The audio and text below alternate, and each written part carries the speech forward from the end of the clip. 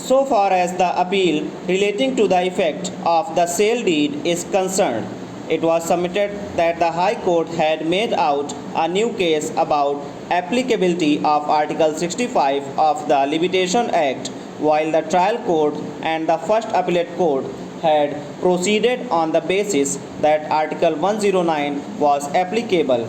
Similarly, the basic issue was whether the sale deed was void or voidable. So far as the appeal relating to validity to the gift made by Shivdev Singh is concerned, according to learned counsel, the relevant issue is whether he made the gift, and if the answer to the question is in the affirmative, to what extent could he had made the gift. Here again the question was whether the gift was void or voidable. So far as the appeal relating to the validity of the will is concerned, it was submitted that the courts below failed to notice that there was nothing suspicious about execution of the will, and the evidence on record clearly established that the will had been executed out of free will and was not tainted in any way. In response, learned counsel for the respondent submitted that the High Court has analyzed the legal and the factual position in great detail and has rightly dismissed the appeals. The first issue in the appeals relates to the validity of the sale deeds. Article 65 and 109 operate in different fields. The trial court categorically found that Article 65 was not applicable in Article 109 was applicable to the facts of the case. The First Appellate Court in essence accepted that Article 109 was applicable, which provided for a period of 12 years to set aside the alienation effected by a father from the date when the alienee was in possession of the property.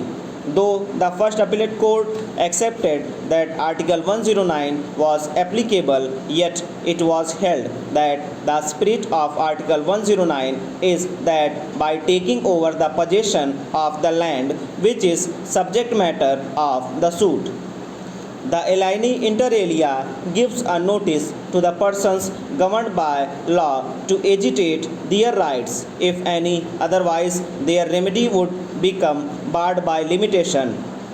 It was held that starting point of limitation would be somewhere in the year 1992 when he came to know of the alienation made by the father. Consequently, the cause of action accrued in the year 1992 when he gained knowledge about the existence and execution of the sale deeds. Therefore, the period of 12 years as laid down in Article 109 was to be reckoned from the year 1992, and since the suit had been filed in 1994, it is within the period of limitation. A bare perusal of the High Court's order, it is seen that the High Court proceeded on the basis that the applicable article is Article 65 and not Article 109. It is to be noted that there was no issue framed about applicability of Articles 65. On the contrary, the issue framed related to the applicability of Article 109. There was no pleading by the plaintiff about applicability of Article 65. Even in the counter affidavit filed before this court in the concerned civil appeal, the categorical stand is Article 110 is applicable. In para 8 of the counter affidavit filed in civil appeal number 598 of 2005, it has been stated that the suit of the respondent period of limitation, the effect of Exhibit D11 and the deed on which the appellants placed strong reliance has not been considered by the First Appellate Court, and it reversed the findings of the trial court on the question of position relating to applicability of Article 109. There is practically no discussion by the learned counsel. Stop.